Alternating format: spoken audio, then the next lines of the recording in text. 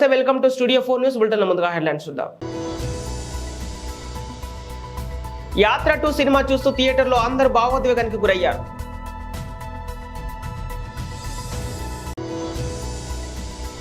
శ్రీ పవన్ కళ్యాణ్ గారి ప్రసంగం క్రియాశీలక సభ్యుల కుటుంబాలకు బీమా చెక్కులు పంపిణీ కార్యక్రమం.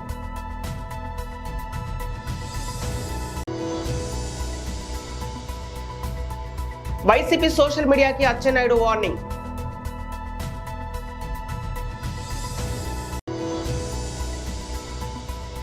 జనగామ అసెంబ్లీ నియోజకవర్గ బీఆర్ఎస్ పార్టీ కార్యకర్తల సమావేశం.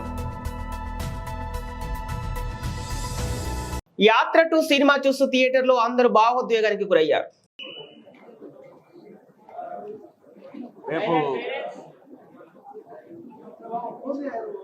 రేపు రిలీజ్ కానున్న యాత్ర 2 ప్రీమియర్ షో ఈరోజు ఇక్కడ ఏర్పాటు చేశారు. వైఎస్ఆర్ కాంగ్రెస్ పార్టీ ఎమ్మెల్యేలు, ఎమ్మెల్సీలు, నాయకులు, అలాగే మీడియా మిత్రులు కూడా చూసినట్టున్నారు. యాత్ర తొలిగా ముందు వచ్చిన సినిమా, దాని తర్వాత యాత్ర 2. ఈ సినిమా చూసినప్పుడు అంతా కాంటెంపరీ అంటే ఈ మధ్య మన కళ్ళ ముందు జరిగిన చరిత్రే కదా. రాజశేఖర రెడ్డి గారిది అంటే ఆయన 30 ఏళ్ల రాజకీయ అనుభవం, ఆ తర్వాత ముఖ్యమంత్రి అయిన తర్వాత ఆయన 5 ఏళ్ల పాలనలోనే కోట్లాది మందికి దగ్గర కావడం, అందువల్ల ఆయన నాయకుడిగా ఎట్లా ఎదిగాడు అని తెలుసుకోవడానికి అందులో ఒక తెలియని కథ కానీ జీవితం గురించి కానీ తెలుసుకోవచ్చని అనిపించింది. ఈ సినిమాలో వస్తున్న పార్ట్ అంతా మన కళ్ళ ముందు జరిగింది కదా అని చాలా మంది మిత్రులు కూడా అడిగారు. మరి ఏ కొత్త ఏముంటుంది, మనకు తెలిసిన చరిత్రే కదా ఇది. కానీ వచ్చిన తర్వాత దాదాపు అందరూ భావోద్వేగానికి గురయ్యారు. ఎందువల్ల అంటే రేపటి నుంచి థియేటర్లలో చూసేవాళ్ళు కూడా లక్షలాది మంది ప్రేక్షకులు కానీ అందరూ అవుతారు. ఎందుకు అవుతారంటే మనకు తెలియని ఫిక్షన్, ఒక కథ చూడడం లేదు. తెలిసిన మనుషులు, కోట్లాది మందికి తెలిసిన మనుషుల గురించి జ్ఞాపకాలు గుర్తుకు రావడం మనకు 10 మందికి ఎందుకుంటున్నానంటే రాజశేఖర రెడ్డి గారి గురించి కానీ, ఆ తర్వాత జగన్మోహన్ రెడ్డి గారికి ఈరోజు దాదాపు రాష్ట్రంలో వాళ్ళందరూ కూడా ఏదో ఒక సమయంలో కలిసి ఉండడము, లేదా వాళ్ళ నుంచి మేలు పొందినామని అనుకోవడము, మాకు స్వయంగా తెలుసు అని చెప్పుకోవడము. రాజశేఖర రెడ్డి గారి నుంచి ఎక్కువ అనిపించేది, ఇప్పుడు జగన్మోహన్ రెడ్డి గారి నుంచి కూడా అనిపిస్తుంది. కాబట్టి ఆ జ్ఞాపకాలన్నీ వస్తాయి, అవన్నీ గుర్తుకొస్తాయి. ఆ వచ్చినప్పుడు కలిగే భావోద్వేగం ఈరోజు థియేటర్లో అంతా కనిపించింది. ఇక్కడ వచ్చిన వాళ్ళు, రేపు రాష్ట్రం అంతా కూడా అది కనిపిస్తుంది. మనసున్న మనుషులు మన కళ్ళ ముందే దేవుళ్ళలాగా మారిపోవడం, లేదా శాశ్వతంగా గుర్తుండేంతగా చరిత్రలో నిలిచిపోయే రకంగా అందరి అభిమానాన్ని చూరగొనడం మన మధ్య ఉన్న వ్యక్తులు చేసినప్పుడు ఆదర్శప్రాయులు అవుతారు. అలాగే మనందరికీ వాళ్ళు పరిచయం ఉన్న వ్యక్తులుగా అనిపిస్తారు. దాని నుంచే మన జ్ఞాపకాలు వస్తాయి.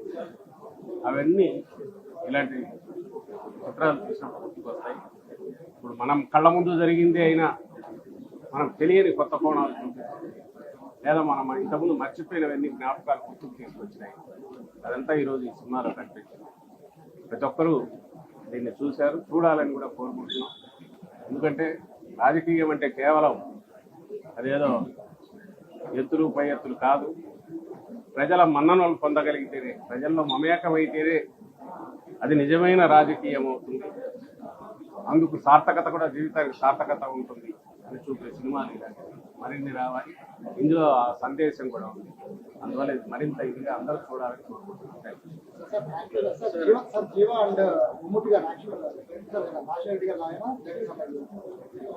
అవన్నీ చూసి మీరు చెప్పాలి, మీరు కూడా చూశారు కదా. మాట్లాడండి.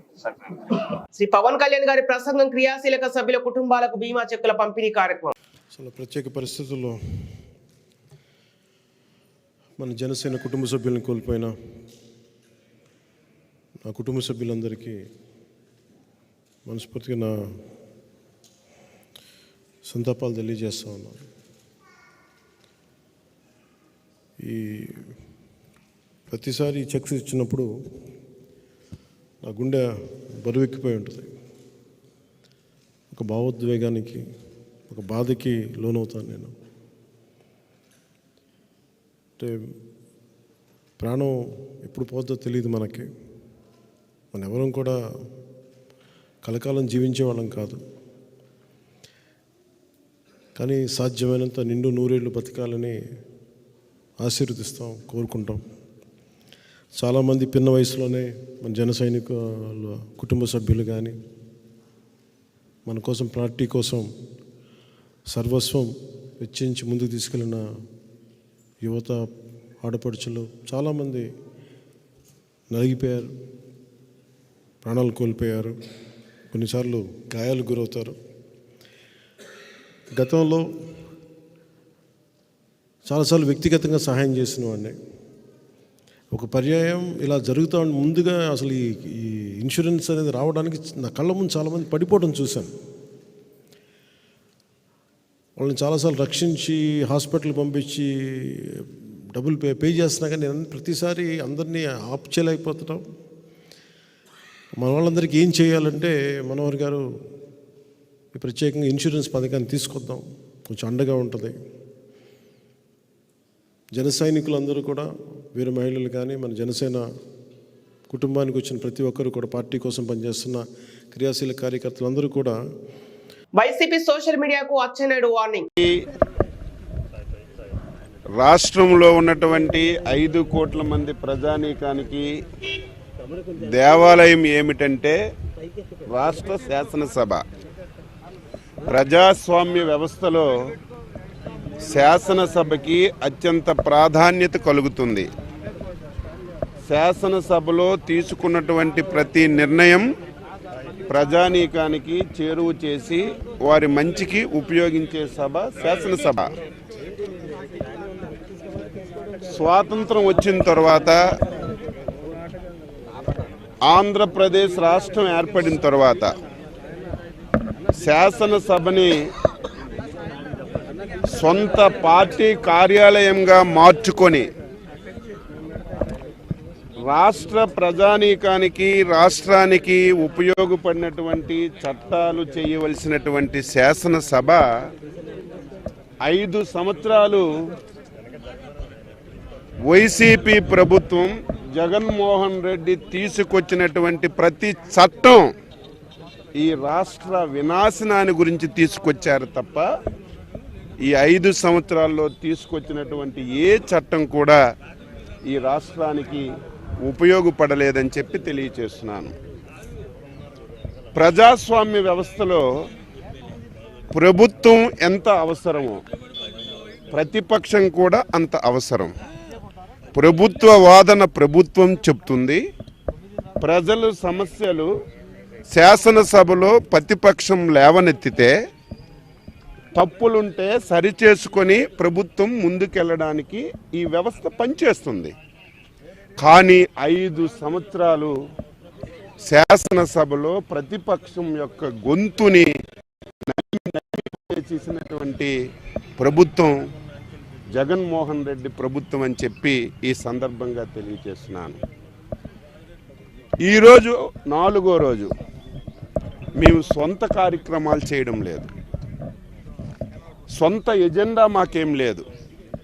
ఈ రాష్ట్రంలో 5 కోట్ల మంది ప్రజలు వివిధ రకాల సమస్యలతో బాధపడి ఇబ్బంది పడుతుంటే రోజుకొక ఇష్యూని తీసుకొచ్చి ప్రభుత్వం దృష్టిలో పెట్టి చర్చించాలని చెప్పి ప్రయత్నం చేసినా మాకు కనీసం అవకాశం ఇవ్వకుండా ప్రతిరోజు దారుణాతి దారుణంగా సస్పెండ్ చేయడం ఇది ప్రజాస్వామ్యానికే మంచిది కాదని చెప్పి తెలియచేస్తున్నాను.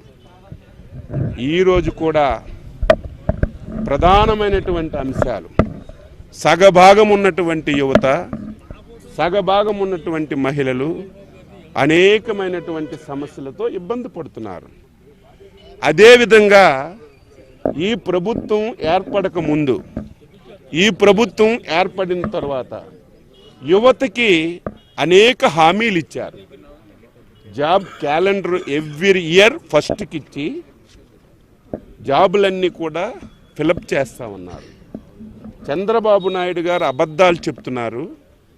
27,000 ఉపాధ్యాయ ఉద్యోగాలు ఖాళీగా ఉన్నాయి. మేము అధికారంలోకి వస్తే మెగా డిఎస్సి చేస్తానని చెప్పి 5 సంవత్సరాలు గాఢ నిద్రలోకి వెళ్ళి ఈరోజు వెంటిలేటర్ మీద ఉన్నటువంటి ప్రభుత్వం 6,000 ఉద్యోగాలకి నోటిఫికేషన్ చేసి యువతకి మోసం చేసిన విషయం, మహిళలపై దాడులు, అణగారిన వర్గాలు, హరిజన గిరిజన బడుగు బలహీన వర్గాల మీద ఈ ప్రభుత్వం చేస్తున్నటువంటి దమన కాండని ఈరోజు శాసనసభలో వాయిదా తీర్మానం రూపంలో ఇచ్చి మేము చర్చించాలని చెప్పి పట్టుబడతాం. తరువాత ఒక నిర్ణయం తీసుకున్నాం. ఈ రాష్ట్రానికి పట్టినటువంటి శని, ఈ రాష్ట్రానికి పట్టినటువంటి దరిద్రం ఈ రోజుతో వదిలిపోతుంది. నేను మొదటే చెప్పాను, శాసనసభ ప్రజలకి అవసరం. జనగామ అసెంబ్లీ నియోజకవర్గ బీఆర్ఎస్ పార్టీ కార్యకర్తల సమావేశం. 3 హామీలు ఇచ్చారు. ఏంటి ఆ 3 హామీలు? ఒకటి, డిసెంబర్ 9న 2 లక్షల రూపాయల రుణమాఫీ చేస్తామని. రెండవ హామీ, మనం ఇస్తున్న రైతు బంధును 10,000 రూపాయలకు ఎకరానికి 10,000 కాకుండా 15,000 రూపాయలు చేస్తామని. మూడవ హామీ ఏంటి? మీరు పండించిన పంటకు ప్రత్యేకంగా వరి ధాన్యానికి మద్దతు ధరకు అదనంగా 500 రూపాయల బోనస్ ఇచ్చి మీ ధాన్యాన్ని కొనుగోలు చేస్తామని చెప్పింది. రైతులకు ఇచ్చిన ఈ 3 హామీలలో ఒక్క హామీ అయినా నెరవేరిందా అని నేను అడుగుతున్నా. అదే అడుగుతున్నాం మనం. ఇది ప్రశ్నిస్తే కాంగ్రెస్ పార్టీ వాళ్లకు ఉడుకెక్కువైతుంది. మనం ఏదో అక్కస్తో మాట్లాడుతున్నామని అంటున్నారు. కాంగ్రెస్ పార్టీ అధికారంలోకి వస్తే బీఆర్ఎస్ వాళ్ళు ఓర్వలేకపోతున్నారని అంటున్నారు. మీరు కాంగ్రెస్ పార్టీ అధికారంలోకి రావడం, ప్రజలు ఎన్నుకున్నారు మిమ్మల్ని, ప్రజాస్వామ్యబద్ధంగా మీకు మెజారిటీ వచ్చింది, దాన్ని మేము స్వాగతిస్తున్నాం. కానీ మీరు ప్రజలకు ఇచ్చిన హామీలు, అనేక డిక్లరేషన్లో మీరు చెప్పిన మాటలను మాత్రమే, మీరు ప్రకటించిన తేదీలను మాత్రమే మీకు గుర్తు చేస్తున్నాం. ప్రజల తరఫున అడుగుతున్నాం తప్ప మరొకటి కాదు. ఇవాళ కాంగ్రెస్ పార్టీ అధికారంలోకి వచ్చి 50 రోజులైంది. ఈ 50 రోజులలో ఎన్ని హామీలు నెరవేర్చారు? ఆర్టీసీ బస్సులలో మహిళలకు ఉచిత బస్సు ప్రయాణం అని ఒకటి ప్రకటించి ఒక గ్యారంటీ అయిపోయింది అంటున్నాడు. అది ఏంటి? మేడారం కన్నపల్లి గ్రామాలలో పూజారులు బుధవారం గుడిమెలిగే పండుగ ఘనంగా నిర్వహించారు. మహా జాతరకు 2 వారాల ముందు ఈ గుడిమెలిగే పండుగను చేస్తారు. పూజారుల సంఘం అధ్యక్షుడు సిద్ధబోయిన జగ్గారావు ఆధ్వర్యంలో పూజారులు అత్యంత నియమనిష్ఠులతో డోలు వాయిద్యాల నడుమ పూజారులు వారి ఇండ్లను శుద్ధి చేసుకుని అటవీ ప్రాంతానికి వెళ్లి గుట్టగుడిని సేకరించి గుడిపై కప్పారు. అనంతరం పూజారుల సంఘం అధ్యక్షుడు సిద్ధబోయిన జగ్గారావు గారి సతీమణి సిద్ధబోయిన భారతీయ ఆధ్వర్యంలో మహిళలు కొక్కెర వినోదం, సిద్ధబోయిన వైష్ణవి విజయ మరియు మహిళలు గుడిలోని వనదేవతలను రంగురంగుల ముగ్గులు వేసి అందంగా అలంకరించారు. గుడి ప్రాంగణం మొత్తం రంగురంగుల ముగ్గులతో ఆహ్లాదకరంగా తీర్చిదిద్దారు. గుడిమెలిగే పండుగతో వనదేవతల మహాజాతర ప్రారంభమైనట్లు పూజారులు భావిస్తారు. ఇప్పటి నుంచి పూజారులు అత్యంత నియమనిష్టలు పాటిస్తారు. మళ్లీ వారం 14వ తారీఖు నాడు వచ్చే బుధవారం రోజున మండమెలిగే పండుగను నిర్వహిస్తారు. దీంతో జాతర ఘట్టం ప్రారంభమవుతుంది. మేడారం జాతర ఉత్సవాలు ఊపందుకున్నాయి.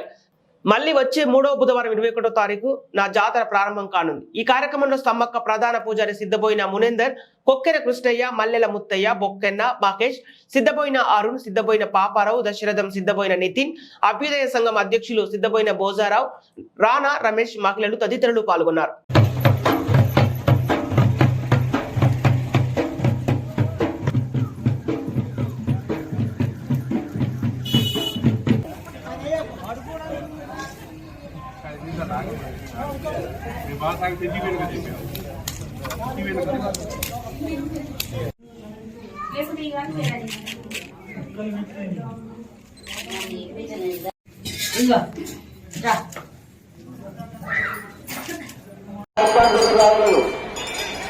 నల్లమాత మాధవ్ గారు మైపాండ్లకు రాగలరు. మీకోసం సిద్ధు గారు వెయిట్ చేస్తున్నారు. హలో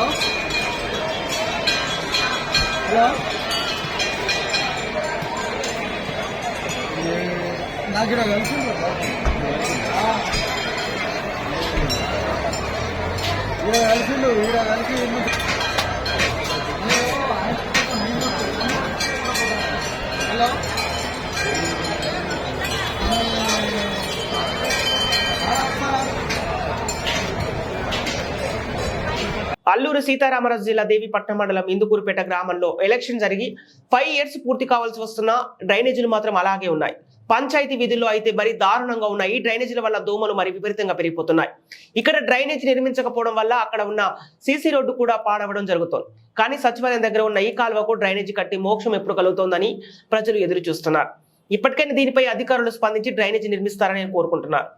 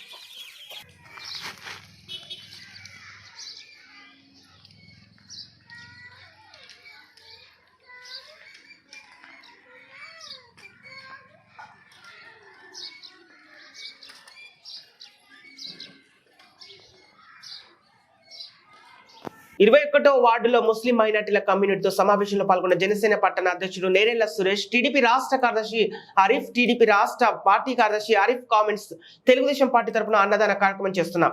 జగన్ బటన్ నొక్కితే అభివృద్ధి కాదు, భవిష్యత్తులో యువకులకు ఉద్యోగ ఉపాధి కావాలంటే టీడీపీ అధికారంలోకి రావాలి. జనసేన టీడీపీ సంకీర్ణ ప్రభుత్వం కోసం ప్రజలు ఎదురు చూస్తున్నారు. గతంలో చంద్రబాబు నాయుడు హైదరాబాద్ ను అభివృద్ధి చేయడం వల్లనే ఈ రోజు ప్రతి ఒక్కరూ లబ్ధి పొందుతున్నారు. గుంటూరు తూర్పు నియోజకవర్గ ప్రజలకు ఎప్పుడూ అందుబాటులో ఉంటాను, నా వంతు సాయాన్ని అందిస్తాను. రాబోయే ఎన్నికల్లో గుంటూరు తూర్పు నియోజకవర్గంలో టీడీపీ గెలిచే విధంగా కృషి చేస్తారని జనసేన అర్బన్ అధ్యక్షుడు నేరెళ్ల సురేష్ కామెంట్స్. రాష్ట్రం రావణ కష్టంలా ఉంది అని, రాబోయే ఎన్నికల్లో సంకీర్ణ ప్రభుత్వం రావాలి, వైసీపీని రాష్ట్రం నుంచి తరిమి కొట్టేందుకు జనసేన టీడీపీ కృషి చేయాలని కోరారు.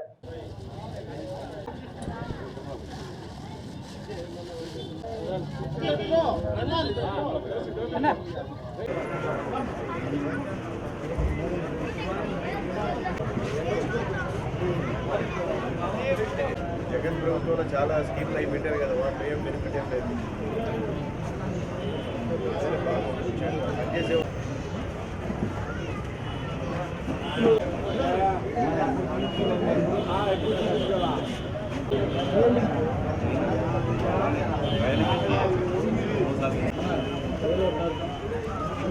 మళ్ళీ తలట ఉంది.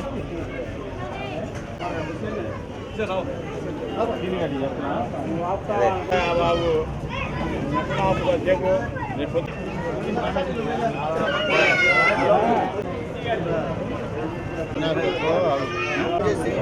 ఎవరికి వాళ్ళు సాయశక్తుల మీ ప్రయత్నాలు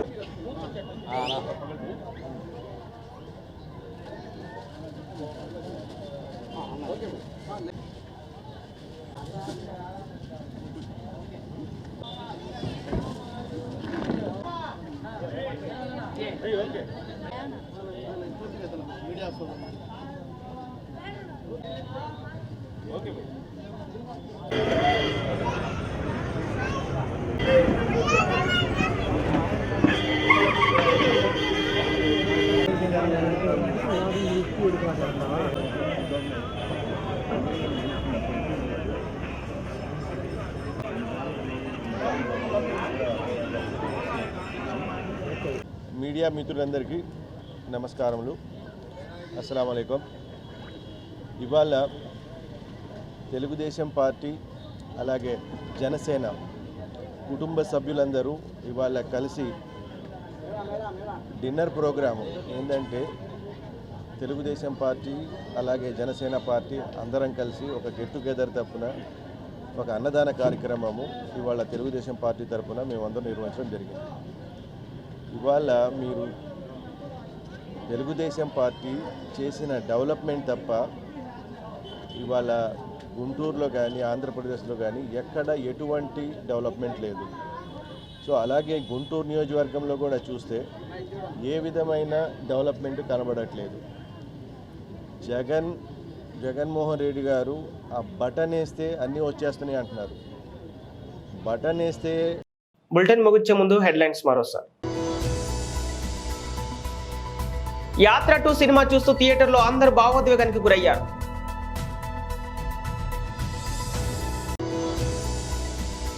శ్రీ పవన్ కళ్యాణ్ గారి ప్రసంగం క్రియాశీలక సభ్యులు కుటుంబాలకు బీమా చెక్కులు పంపిణీ కార్యక్రమం.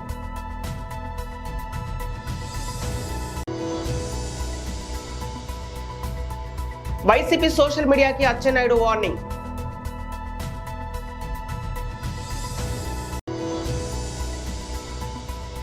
జనగామ అసెంబ్లీ నియోజకవర్గ బీఆర్ఎస్ పార్టీ కార్యకర్తల సమావేశం. ఇవి ఈనాటి వార్తలు. మరో బులెటిన్తో మళ్ళీ కలుద్దాం.